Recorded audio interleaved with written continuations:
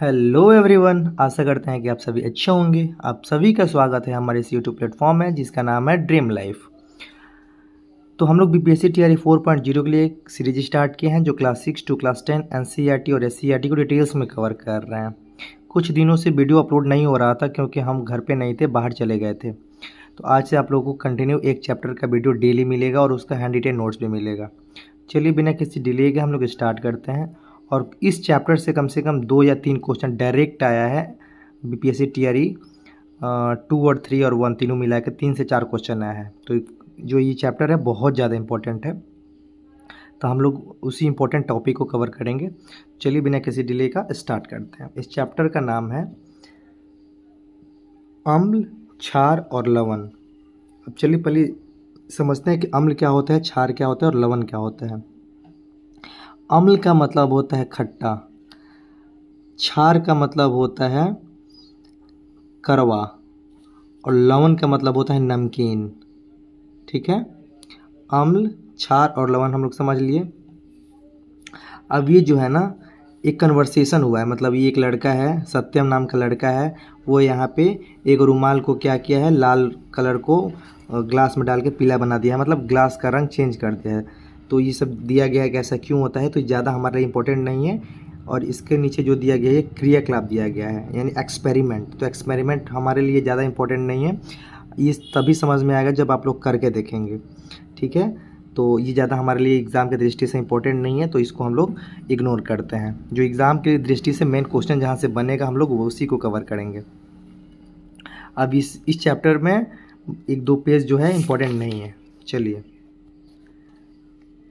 अब यहाँ से है इम्पोर्टेंट लाइन निकल के आता है। चलिए अब देखिए क्या लिखा है, नींबू के रस जैसे परीक्षण देने वाले पदार्थ, ठीक है, कौन कौन से, इनकी सूची बनाइए। ऐसे पदार्थ क्या होते हैं, अम्लीय होते हैं।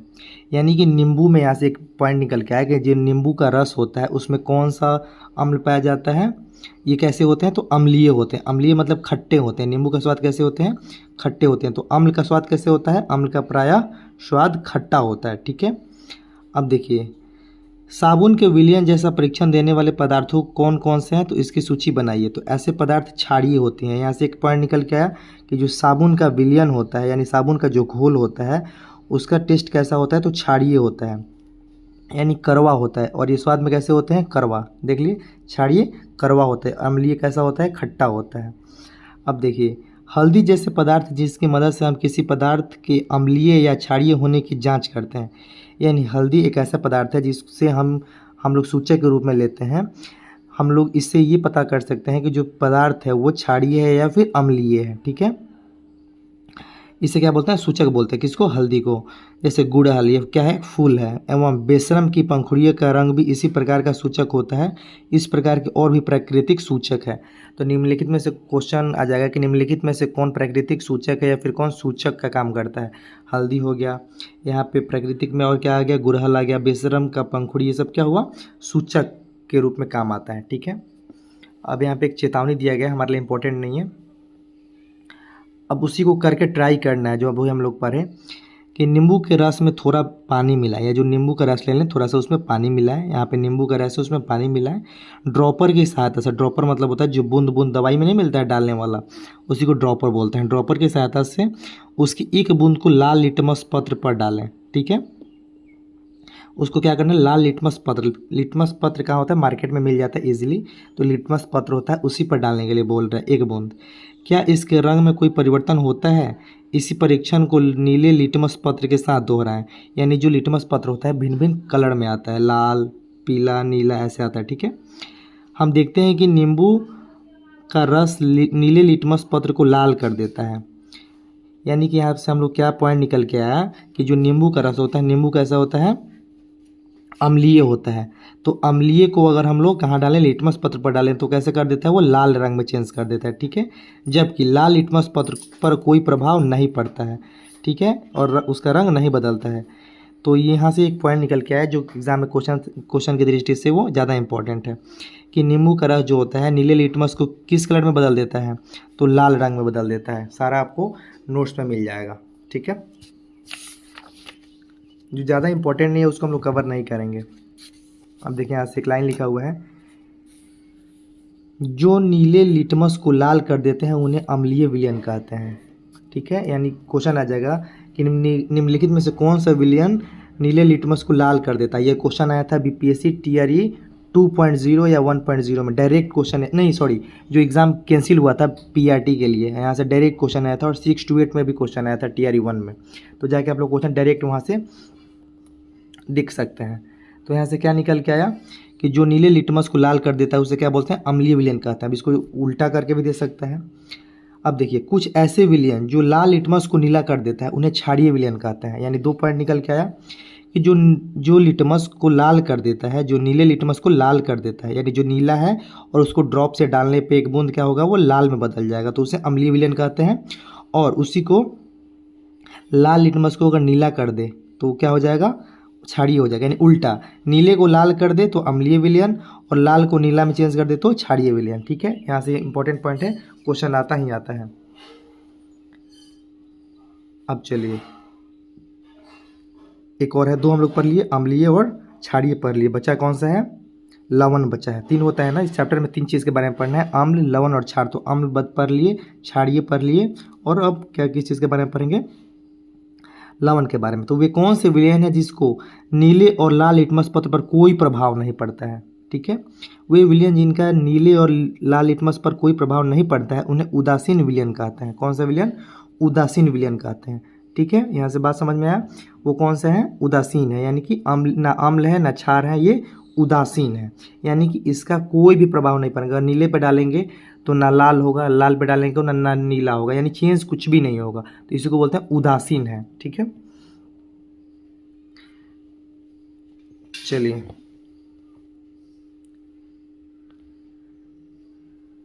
अब यहाँ से क्वेश्चन है, फेनाफ्थलीन जो है, फेनाफ्थलीन के रंगहीन और गुलाबी सूचक लीजिए। ठीक है, अब निम्न तालिका में दिए गए विलयन को बारी बारी से इन सूचक को परीक्षण के सूचीबद्ध कीजिए। यानी क्या है, एक प्रकार का केमिकल है। ठीक है, फेनाफ्थलीन क्या है, केमिकल है। अब देखिए, ये बस करके देखना है, तो हम लोग यहाँ पे इसमें नहीं कर सकते कवर। अब देखिए, फेनाफ्थलीन का रंगहीन सूचक विलयन विद्यालय प्रयोगशाला या अन्य विद्यालय के प्रयोगशाला में 5 मिलीलीटर विलयन लेकर उसमें इतना पानी मिलाइए कि कुल आयतन 100 मिलीलीटर हो जाए। अब देखिए, ये जो है ना हमारे लिए इंपॉर्टेंट ज़्यादा नहीं है, इसलिए ज़्यादा नहीं है कि इसको करके देखने से ही आप लोगों को समझ में आएगा, तो इसको हम लोग छोड़ते हैं, और एग्ज़ाम की दृष्टि से ये ज़्यादा इंपॉर्टेंट नहीं है। ठीक है, हाँ, समझने के लिए आप लोग स्कूल में इसको प्रयोग कराया जाता है या फिर करके देखा जाता है तो ज़्यादा क्लियर समझ में आता है। ठीक है, यहाँ से एक इंपॉर्टेंट लाइन है, इसको आप लोग नोट्स में कवर कर लीजिएगा या फिर आपको नोट्स मिल जाएगा। यदि फेनाफ्थलीन के विलयन में पानी डालने से विलयन दूधिया हो जाए तभी विलयन उपयोग में लाया जा सकता है। ठीक है, यानी कि कैसा हो जाए, दूधिया हो जाए तभी इसका उपयोग किया जा सकता है। फेनाफ्थलीन क्या है, एक प्रकार का केमिकल है, इसके विलयन में पानी डालने के बाद वो कैसा हो जाता है, दूधिया हो जाता है, यानी पूरा सफ़ेद टाइप से हो जाता है। ठीक है, ज़्यादा इसमें एक्सपेरिमेंट, साइंस में क्या होता है, ज़्यादा एक्सपेरिमेंट होता है। अब चेतावनी क्या दिया गया है, फेनाफ्थलीन के सूचक विलयन से परीक्षण करते समय यह जरूरी है कि पदार्थ विलयन के प्रत्येक बूंद डालने के पहले परखनली या बर्तन को अच्छी तरह हिला लीजिए। ठीक है, तो हमारे लिए ज़्यादा इंपॉर्टेंट ये नहीं है। चलिए, अब यहाँ से बहुत ज़्यादा इंपॉर्टेंट है क्वेश्चन, कम से कम 5 से 6 क्वेश्चन यहाँ से डायरेक्ट आया है और हमेशा आएगा, और टीआरई 4 में भी आएगा। अम्ल का नाम है और इसमें किस में क्या पाया जाता है। तो देखिए, एसिटिक अम्ल किस में पाए जाते हैं, सिरका में। फॉर्मिक अम्ल चींटी के डंक में। साइट्रिक अम्ल नींबू कुल के, यानी कि नींबू के रस में, जो खट्टा चीज़ होता है ना, नींबू के रस में, संतरे में। ठीक है, इसमें पाया जाता है सिट्रिक अम्ल। लैक्टिक अम्ल दही में पाए जाते हैं। ऑक्जेलिक अम्ल पालक में पाए जाते हैं। एस्कार्बिक अम्ल जिसमें विटामिन सी भी मिलता है वो आंवला और सिट्रस फल में पाए जाते हैं। टार्टरिक अम्ल पाए जाते हैं इमली, अंगूर, कच्चे आम में पाए जाते हैं। ठीक है, तो 100% इसमें से एक क्वेश्चन बनता ही बनता है, और ये आप लोग नोट कर लीजिए, इससे टीआरई 4 में भी 1 या 2 क्वेश्चन आएगा ही आएगा, डाउट इसमें नहीं है। अब चलिए, अब देखिए, क्षार का नाम किसमें क्या पाया जाता है, तो यहाँ से भी इंपॉर्टेंट क्वेश्चन है, टीआरई 1 में क्वेश्चन आया था। कैल्शियम हाइड्रोक्साइड, चूने का पानी। ठीक है, यानी क्षार का नाम है ये कैल्शियम हाइड्रोक्साइड, ये चूने के पानी में पाया जाता है। अमोनियम हाइड्रोक्साइड खिड़की के कांच आदि साफ करने के लिए उपयुक्त मार्जक जो बनाया जाता है वो स्प्रे टाइप से वो अमोनियम हाइड्रोक्साइड होता है। क्वेश्चन डायरेक्ट आ जाएगा यहाँ से, क्वेश्चन दे देगा, बोलेगा कि इनमें से किसका उपयोग होता है क्षार के रूप में। सोडियम हाइड्रोक्साइड, पोटेशियम हाइड्रोक्साइड ये साबुन में पाए जाते हैं। मैग्नीशियम हाइड्रोक्साइड दूधिया मैग्नीशियम में पाए जाते हैं, यानी ये भी मोस्ट इंपॉर्टेंट है, यहाँ से क्वेश्चन डायरेक्ट आ सकता है। अब ये जो है ना हमारे लिए इम्पोर्टेंट ज़्यादा इसलिए नहीं है कि ये क्रियाकलाप है, और क्रियाकलाप ऐसे हम लोग को समझ में आएगा नहीं, ठीक है। अब चलिए जो इम्पोर्टेंट है बस हम लोग उसी को कवर करेंगे। हाँ, यहाँ से इम्पोर्टेंट है अम्ल और क्षार की आपसी संबंध उदासीकरण। आपने देखा कि उदासीन विलयनों का सूचकों पर कोई प्रभाव नहीं पड़ता है। हम लोगों ने पढ़ लिया है कि लाल लिटमस को नीला में बदलता है और कौन अम्ल, और नीले को लाल में बदलता है क्षार, लेकिन इन दोनों पे कोई भी प्रभाव नहीं पड़ता है, किसका? उदासीन विलयन का, ठीक है। आपने यह भी देखा होगा कि सूचकों पर अम्ल और क्षार का प्रभाव एक दूसरे का उल्टा होता है, अम्ल का क्षार और क्षार का अम्ल। आपने देखा था लाल को नीले, नीले को लाल में। तब क्या यह संभव है कि अम्ल और क्षार के आपस में मिलाने पर ऐसा विलयन बने जो उदासीन हो? ठीक है, तो बात तो सही है। अगर हम लाल को नीले में बदला जा सकता है और नीले को लाल में, तो फिर दोनों को अगर मिला दिया जाए तो क्या ऐसा है कि वो उदासीन बन जाए? तो यहाँ पे क्रियाकलाप है, आगे हम लोग देख सकते हैं। अब क्रियाकलाप जो यहाँ पे एक्सपेरिमेंट दिया गया है वो हमारे लिए इम्पोर्टेंट नहीं है, जो फाइनल रिजल्ट आया है वो हम लोग देख सकते हैं। अब देखिए, यह स्पष्ट है कि जब विलयन क्षारीय होता है तो फेनैप्थलीन गुलाबी रंग देता है, यानी इम्पोर्टेंट है। जब फेनैप्थलीन क्या होता है? क्षारीय होता है तो गुलाबी रंग देता है, ठीक है। जिसके विपरीत जब विलयन अम्लीय होता है तो यह रंगहीन होता है। रंगहीन का मतलब उसका कोई भी कलर नहीं होता है। तो इम्पोर्टेंट क्वेश्चन है, आप लोग नोट डाउन कर सकते हैं, यहाँ से क्वेश्चन बन सकता है। जब किसी अम्लीय विलयन में क्षारीय विलयन मिलाया जाता है, यानी अम्ल में क्षारीय विलयन मिलाया जाता है, तो दोनों विलयन एक दूसरे पर प्रभाव को उदासीन कर देता है। तो यहाँ से क्लियर हो गया ना कि अगर एक दूसरे में मिला दिया जाए, अम्लीय विलयन को क्षारीय में मिला दिया जाए, तो दोनों विलयन एक दूसरे के प्रभाव को उदासीन कर देता है, ठीक है, यानी कोई भी प्रभाव नहीं पड़ता है। अम्ल और क्षार को एक निश्चित मात्रा में आपस में मिलाने पर विलयन की प्रकृति न तो अम्लीय रहती है और न ही क्षारीय, ये भी इंपॉर्टेंट है। दूसरे शब्दों में अम्ल और क्षार दोनों की एक ही प्रकृति लुप्त हो जाती है। इस प्रकार बना विलयन न तो अम्लीय होता है न ही क्षारीय। इस प्रक्रिया को उदासीनीकरण कहते हैं। यह एक रासायनिक प्रक्रिया परिवर्तन है, क्योंकि इसमें एक नए पदार्थ बनता है। यानी क्वेश्चन यहाँ से समझ में आ गया कि अगर दोनों को आपस में मिला दिया जाए तो क्या होगा? वो उदासीकरण बनेगा, ठीक है। अब चलिए, उदासीकरण अभिक्रिया में सदैव ऊष्मा निकलती है, यानी उदासीकरण में क्या निकलता है? हमेशा ऊष्मा, हीट निकलते रहता है। विमुक्त ऊष्मा को अभिक्रिया मिश्रण का ताप बढ़ जाता है। उदासीकरण अभिक्रिया में नया पदार्थ बनता है जो लवण कहलाता है। क्या कहलाता है? लवण कहलाता है। लवण अम्लीय, क्षारीय अथवा उदासीन प्रकृति का हो सकता है। इस अभिक्रिया को हम इस प्रकार देख सकते हैं, जैसे अम्ल को अगर क्षार में मिलाया जाए तो क्या क्या बनेगा? लवण बनेगा, जल बनेगा और ऊष्मा उसमें से निकलते रहता है। यानी तीनों मिलेगा। जब अम्ल और क्षार को आपस में मिलाया जाए तो ये तीन बनेगा, ठीक है। लवण, उसमें जल तो रहेगा ही और ऊष्मा निकलते रहता है, ठीक है।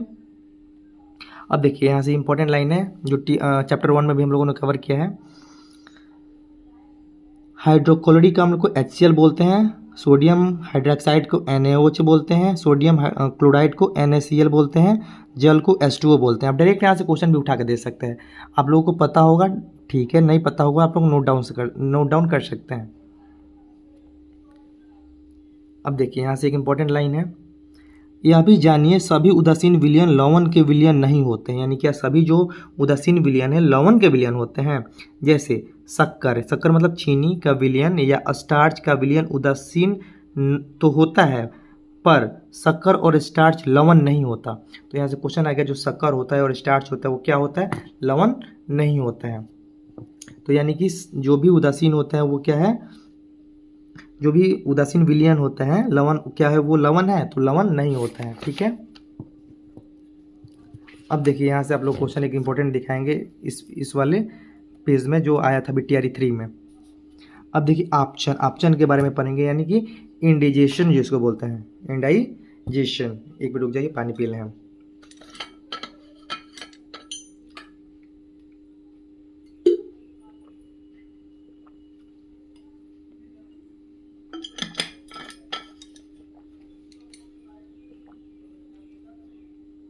चलिए, ऑप्शन, हमारे अमाशय में हाइड्रोक्लोरिक अम्ल पाया जाता है। तो डायरेक्ट यहाँ से क्वेश्चन बनेगा कि हमारे जो अमाशय होता है, पेट होता है, उसमें कौन सा अम्ल पाया जाता है? हाइड्रोक्लोरिक अम्ल। ये इतना पावरफुल होता है जो किसी भी चीज़ को पचाने में वो संभव होता है। आप जंतुओं में पोषण अध्याय में पढ़ चुके हैं कि यह भोजन के पाचन में हमारी सहायता करता है, लेकिन अमाशय में अम्ल की आवश्यकता से अधिक मात्रा होने से अपचन हो जाता है। यानी कभी कभी क्या होता है ना कि हम लोग बहुत ज़्यादा खाना खा लेते हैं, तो उससे क्या होता है, इसकी मात्रा बहुत ज़्यादा बढ़ जाती है हाइड्रोक्लोरिक अम्ल की, तो इससे क्या होता है, अपचन हो जाता है, यानी कि खाना पचता ही नहीं है।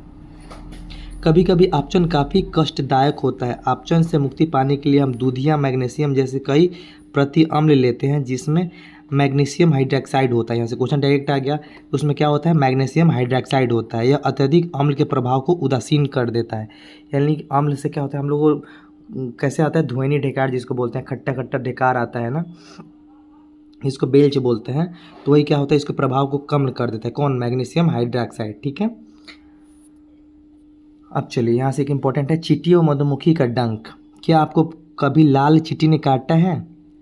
चींटी के काटने पर त्वचा में अम्लीय यानी फार्मिक अम्ल चला जाता है। अम्लीय द्रव्य यानी फार्मिक अम्ल। हम लोगों ने पढ़ा था कि चींटी में कौन सा अम्ल पाया जाता है, तो फार्मिक अम्ल पाया जाता है, जिसके कारण त्वचा में जलन पैदा होती है। डंक के अम्लीय प्रभाव को नींबुयुक्त खाने का यानी नमी युक्त खाने का सोडा, सोडियम बाइकार्बोनेट अथवा कैलेमाइन यानी जिंक कार्बोनेट विलयन का इस्तेमाल उदासीन किया जा सकता है। इसके उपरांत त्वचा को जलन समाप्त हो जाती है। यानी जब भी हम लोग को लाल चींटी काट ले तो हमको क्या करना चाहिए, सोडियम बाइकार्बोनेट अथवा या तो ये अथवा कैलेमाइन जिसको बोलते हैं जिंक कार्बोनेट। ठीक है, विलयन, इसका विलयन के क्या करना चाहिए, इस्तेमाल करना, इसके घोल को वहाँ पे चढ़ाना चाहिए, लगाना चाहिए। किसका? या तो सोडियम बाइकार्बोनेट का या तो जिंक कार्बोनेट का, यानी दोनों में से कोई का पेस्ट बना के और हम लोगों को चढ़ाना चाहिए। ठीक है, तो यहाँ पे इंपॉर्टेंट है, क्वेश्चन डायरेक्ट यहाँ से बन सकता है कि चींटी के डंक करने के बाद निम्नलिखित में से किसका उपयोग किया जाता है जलन को कम करने के लिए? तो सोडियम बाइकार्बोनेट या जिंक कार्बोनेट। ठीक है, चलिए अब आ गया मृदा उपचार। मृदा का मतलब होता है मिट्टी। इसका उपचार क्या होता है, उसमें प्रॉब्लम क्या होता है? आपने देखा है कि खेतों में फसल की पैदावार या पौधे की वृद्धि अच्छी नहीं होती है। मतलब ऐसा होता है ना कि हम लोग बहुत एक्सपेक्ट करते हैं कि इस वर्ष बहुत ज़्यादा गेहूँ होगा, धान होगा, चावल होगा, लेकिन वो उम्मीद से बहुत कम होता है। ऐसा इसलिए होता है क्योंकि रासायनिक उर्वरकों का अत्यधिक उपयोग होने से मिट्टी या अम्लीय या क्षारीय हो जाता है। यानी क्या होता है कि हम लोग खेत में क्या करते हैं, बहुत सारे केमिकल का उपयोग करते हैं, यानी खाद का। ठीक है, बहुत सारे खाद का उपयोग यानी उर्वरक जो होता है उसका उपयोग करते हैं, तो मिट्टी क्या हो जाता है, अम्लीय हो जाता है। ठीक है, या क्षारीय हो जाता है, दोनों में से कोई हो जाता है, या तो अम्लीय हो जाता है या तो फिर क्षारीय होता है। यदि मिट्टी अत्यधिक अम्लीय या अत्यधिक क्षारीय हो जाती है तो पौधों की वृद्धि अच्छी नहीं होती है। ठीक है, यदि मिट्टी अत्यधिक अम्लीय होती है तो उसमें कली चूना यानी कैल्शियम ऑक्साइड अथवा बुझा हुआ चूना कैल्शियम हाइड्रोक्साइड जैसी क्षारों का उचित मात्रा डालकर अम्लियों को उदासीकरण द्वारा पौधों में वृद्धि प्राप्त किया जाता है। यानी जब हमारे पृथ्वी में मिट्टी में क्या होता है, अम्ल की मात्रा या क्षार की मात्रा ज़्यादा बढ़ जाता है, तो उसका उपाय के लिए क्या करते हैं, अगर अम्ल की मात्रा ज़्यादा होगा तो हम लोग क्या करते हैं, कैल्शियम हाइड्रोक्साइड या कैल्शियम ऑक्साइड की मात्रा को क्या करते हैं, उसमें डालते हैं, उचित मात्रा में मिट्टी में मिलाते हैं, तो क्या होता है, वो उदासीकरण कर देता है। क्या? उदासीनीकरण कर देता है, किसका? अम्लीय का, और वृद्धि क्या होता है, पौधों में होने लगता है। यदि मिट्टी क्षारीय हो तो क्या करते हैं, अगर मान लीजिए कि अम्लीय अगर मिट्टी हो गया है, तब तो हमने पढ़ लिया कि कैल्शियम ऑक्साइड या बुझा हुआ चूना जिसको बोलते हैं कैल्शियम हाइड्रोक्साइड का उपयोग करेंगे। लेकिन अगर मिट्टी क्षारीय हो गया होगा तो हम लोग क्या करेंगे, इसमें जैव पदार्थ मिला देते हैं। जैव पदार्थ मिट्टी में अम्ल विमुक्त करते हैं जो उसकी क्षारीय प्रकृति को उदासीकरण कर देते हैं। क्या मिलाते हैं? जैव पदार्थ। ठीक है, अब चलिए कारखानों का अपशिष्ट, यानी कारखाने जो होते हैं ना, फैक्ट्री होते हैं, उसमें से बहुत सारे अपशिष्ट निकलते हैं, धुएं निकलते हैं, बहुत सारे केमिकल्स निकलते हैं, तो वो कैसे हमें नुकसानदायक पहुँचाते हैं। आपने सुना होगा कि नदियों एवं तालाब के मछली अत्यधिक संख्या में मर गई हैं, वह उसके शरीर पर घाव हो गए। कारखानों के कचरे में अम्लीय पदार्थ मिश्रित होते हैं, इसी अम्लीय पदार्थ के पानी में बहने से विसर्जित होते हैं, जलीय जीव नष्ट हो जाते हैं। यही कारण है कि कारखानों के अपशिष्ट पदार्थ के पानी में विसर्जित होने से पहले क्षारीय पदार्थ मिलाकर उदासीकरण किया जाता है। यानी कि हम लोग समझ गए कि अगर कारखानों से अपशिष्ट जो भी चीज़ आ रहे हैं मिश्रित में, उसको अगर हम लोग मतलब उदासीन करना चाहते हैं तो क्या करते हैं, क्षारीय पदार्थ उसमें मिला देते हैं। ठीक है। अब दांतों का क्षय यानी दांतों का खराब होना, इससे हम लोग कैसे बच सकते हैं। दांतों का क्षय अम्ल के कारण होता है। किसके कारण? अम्ल के कारण होता है। तो यहाँ से तो मोस्ट इंपॉर्टेंट क्वेश्चन आ जाता है कि दांतों का क्षय अम्ल के कारण होता है। भोजन करने पर अनकण दांतों के बीच फंस जाते हैं, इसी कण के सड़ने से जीवाणुओं द्वारा अम्ल उत्पन्न होते हैं। टूथपेस्ट जो क्षारीय होता है, क्या होता है, क्षारीय होता है। इससे दांतों पर पड़ने वाले अम्लीय प्रभाव उदासीकरण हो जाते हैं तथा दांतों का क्षय रुक जाता है। यानी जो कोलगेट हम लोग करते हैं उसमें क्या होता है, अम्ल होता है, सॉरी क्षारीय होता है। यानी हमारे दांत होता है उसमें क्या होता है, अम्ल का कारण से क्या होता है, दांत खराब होने लगते हैं। लेकिन हम लोग जो टूथपेस्ट करते हैं उसमें क्या होता है, यानी जिसको कोलगेट बोलते हैं या फिर बहुत सारे प्रकार के आते हैं टूथपेस्ट, तो उसमें क्या होता है, क्षारीय युक्त होता है। तो क्षार क्या करता है, अम्ल को मतलब उदासीन कर देता है, जिससे हम लोग का दांत क्या होता है, स्वस्थ रहता है। अब चलिए, क्या आप जानते हैं, अब देखिए क्वेश्चन डायरेक्ट यहाँ से आया था BTRE 3 में, जो आप लोग जाके अभी भी देख सकते हैं।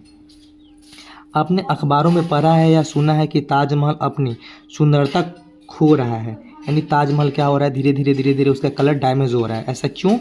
ऐसा अम्लीय वर्षा के क्षतिकारी प्रभाव के कारण होता है। किसके कारण होता है? अम्लीय वर्षा। यानी जो ऊपर से बारिश हो रहा है ना, उसमें क्या होता है, अम्ल होता है। यानी अम्ल कैसा होता है, खट्टा होता है। यानी अम्लीय वर्षा हो रहा है, जिससे क्या हो रहा है, धीरे धीरे ताजमहल के कलर में नुकसान आ रहा है और वो खराब होते जा रहा है। जब वर्षा जल में अम्ल की मात्रा अत्यधिक हो जाती है, यानी जो अम्ल वर्षा होता है उसमें क्या होता है, अम्ल की मात्रा अत्यधिक हो जाती है, यानी ज़्यादा हो जाता है, तो वह अम्ल वर्षा कहलाती है। ठीक है। वर्षा जल में यह अम्ल कहाँ से आते हैं, यानी जो वर्षा का जल होता है उसमें अम्ल कहाँ से आते हैं, तो देखिए कारखानों से निकलने वाले कार्बन डाइऑक्साइड, कारखानों से क्या निकलता है, CO2 यानी कार्बन डाइऑक्साइड, और क्या निकलता है, सल्फर डाइऑक्साइड यानी SO2, और नाइट्रोजन N2 नाइट्रोजन डाइऑक्साइड, ठीक है, N2O जैसे गैसें वर्षा जल में घुलकर क्रमशः कार्बनिक अम्ल, सल्फ्यूरिक अम्ल और नाइट्रिक अम्ल बनाती हैं। यानी हम लोग समझ गए, अभी जो क्वेश्चन आया था तो इसको दोनों मान लिया था, सल्फर डाइऑक्साइड और कार्बनिक अम्ल और नाइट्रोजन, आप लोग तीनों याद रखिएगा। यानी कि अम्ल वर्षा में क्या क्या होते हैं, कार्बन डाइऑक्साइड, सल्फर डाइऑक्साइड और नाइट्रोजन डाइऑक्साइड। ठीक है। ये तीनों घुलकर क्या बनाते हैं, कार्बनिक अम्ल बनाते हैं, सल्फ्यूरिक अम्ल बनाते हैं और नाइट्रिक अम्ल बनाते हैं। अम्लीय वर्षा भवनों, ऐतिहासिक इमारतों, पौधों और जंतुओं को क्षति पहुंचाते हैं। तो यहाँ से डायरेक्ट क्वेश्चन आया था BTRE 3 में, आप लोग जाकर देख सकते हैं, PRT में आया था। चलिए, तो हम लोगों का यहाँ पे क्लियर हो गया। अब जो भी मोस्ट इम्पॉर्टेंट इसमें है हम लोग देख सकते हैं। अब देखिए अभ्यास में डायरेक्ट हमने क्या क्या सीखा, पहले देख लेते हैं। अम्ल नीले लिटमस को किस चीज़ में बदलता है, लाल में बदल देता है, और क्षार जो होता है लाल लिटमस को नीले में बदलता है। क्वेश्चन यहाँ से डायरेक्ट बनता है। वे पदार्थ जो न तो अम्लीय होते हैं और न ही क्षारीय, उदासीन कहलाते हैं। ठीक है ना, तो वो अम्लीय है और ना ही जिसका स्वाद क्या है, क्षारीय है, यानी खट्टा है, और ना ही कड़वा है, वो क्या होता है, उदासीन होते हैं। अब देखिए जो पानी होता है, वाटर, उसका क्या टेस्ट कैसा होता है, ना तो क्षारीय होता है ना ही नमकीन होता है, जो हम पीने के पानी योग्य होते हैं। ठीक है। उसका कलर कैसा होता है, रंगहीन होता है, उसमें कलर भी नहीं होता है। ठीक है, कोई भी कलर नहीं होता है, वाइट आप लोग मत बोलिएगा। तो जो इंपॉर्टेंट है हम लोग देख लिए यहाँ पे। अब यहाँ से क्वेश्चन डायरेक्ट बन सकता है कि अम्ल नीले लिटमस पत्र को किस में बदलता है, तो लाल में बदलता है। अम्ल का स्वाद कैसा होता है, तो खट्टा होता है। क्षार का स्वाद कैसा होता है, कड़वा होता है। ठीक है, तो ये सब इंपॉर्टेंट है क्वेश्चन, और एक्स्ट्रा नहीं आएगा, जो भी क्वेश्चन आएगा यहीं से आएगा। तो चलिए, अगर आप लोगों को सेशन अच्छा लगा हो तो लाइक कर दीजिए, शेयर कर दीजिए, सब्सक्राइब कर दीजिए। आज से एक वीडियो डेली आप लोगों को मिलेगा, एक दिन भी गैप नहीं जाएगा। चलिए, जय हिंद, जय भारत।